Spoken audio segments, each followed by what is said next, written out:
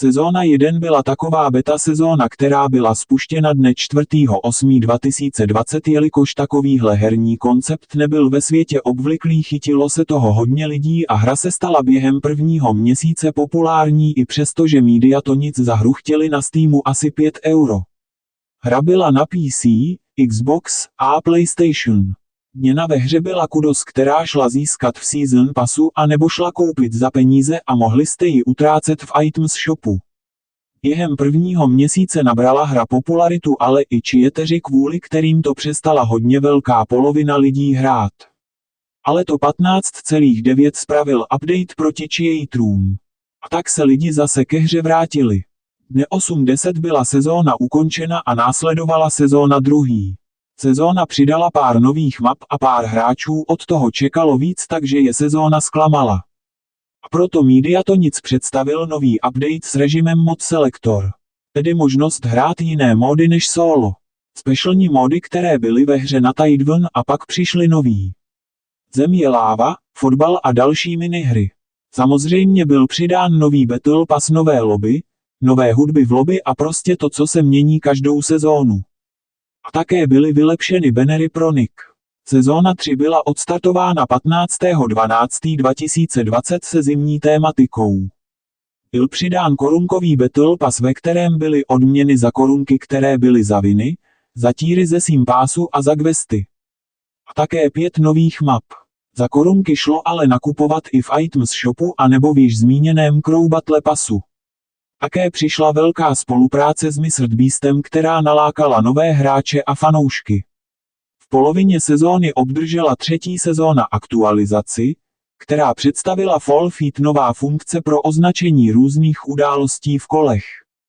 Byly přidány customky, ale ty byly umožněny jen pro PC. Sezóna 4 začala 22. března 2021 a skončila 20. července 2021. Sezóna už hned od začátku ztrácela popularitu. Byly přidány 7 nových map a také odebrány mapy. V půlce sezóny byly vylepšeny custom show a byly zavedeny pro všechny platformy. A také bylo Fall Guys nově i pro Nintendo. Sezóna 5 začala 20. července 2021 a skončila 30. listopadu 2021. Byly přidány nové režimy jako Duo Show, Trio Show, Scat Show. Byly přidáno 6 nových kol s tématikou Jungle a také bylo hodně map odebráno a přidáno staronový mapy. Season Pass byl pro více levelů a korunkový Battle Pass byl rozšířen. Později v sezóně vyšel update, ve kterém bylo nastaveno, že noví hráči budou prvních pár her hrát s botama. Přičemž toto zavedli pro všechny hráče, protože hru už nehrálo tolik lidí a tak se lobby nezaplňovala a tak to museli do 60 hráčů zaplnit boti. Bylo nastaveno, aby se boti nemohli dostat do finále. Po tomhle následovala sezóna 6. Sezóna 6 se spustila 30. listopadu 2021 a skončila 21. června 2022. Tato sezóna byla už tak mrtvá, že se servery z 60 lidí předělali na 40. Byly přidáno 5 nových map a korunkový Battle Pass vylepšen. V polovině sezóny byly zrušeny customky a jelikož hru už skoro nikdo nehrál, byly zrušeny i squady a tria a vývojáři se hru přestali starat. V pozadí se ale domlouval Steam a Mediatonic s Epic Games o prodání hry. A tak po více než 200 dnech byla sezóna 6 ukončena a spuštěna nová sezóna 1 kapitoly 2. Kapitoly, ve které bylo Fall Guys prodano Epic Games a bylo dáno zdarma, tedy za 0 €. Byl přidán crossplay platform. Kupování věcí z Items Shopu za korunky bylo zrušeno, takže korunky už byly jen do Crow Battle Passu. Ale byla přidána nová měna, a to Showbucks, která byla pro nakupování v shopu společně s Kudos. Showbucks jde koupit za peníze, ale jsou získat i z Season Passu, který nové stojí 950 Showbucks a nezdarma jako dřív. Byly vráceny Scat Show, ale Trios Show už ne. Denní questy byly zrušeny a byly přidány denní questy. Byl přidán Voachat. A taky Epic Games využilo toho, že vlastní Fortnite a nově i Among Us a dali do Battle Passu Among Us skin a questy, za které byl skin do Fortniteu. Proto se tato sezóna stala nejhranější sezónou ze všech a zase se k Fall Guys vrátili lidi. Přidali 7 nových map a nechali ve hře nejlepší mapy z minulé kapitoly 1. Hra byla opět pro 60 hráčů. Jako třešničku na dortu přidali Star Wars spolupráci a vrátili custom show a pustili se do sezóny 2.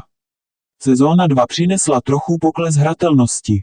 Byla spuštěna 15. září 2022 a ukončena 22. listopadu 2022. Byly přidáno 8 vesmírných nových map. Byly vylepšeny týdenní módy a vrátily se do nich staré minihry. Fotbal, Big Challenge a tak dále. Sezóna 3 přinesla SpongeBoba do Season Passu a další skiny do Items Shopu. Start 22. listopadu 2022. Konec 10. května 2023. Přidána nová show s názvem Time Attack Trials, která odměňuje hráče za překonání challenge odměnami.